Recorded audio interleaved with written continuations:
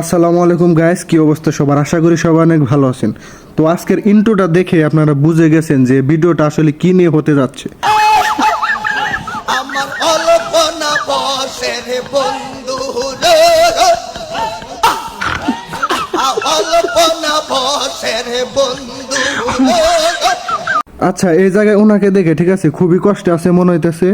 আর অল্প না বয়সের বন্ধুরে এটুকটা বুঝতাছি, তারপর যে উনি কি বলতাছে আমি কিচ্ছু বুঝতাছি না।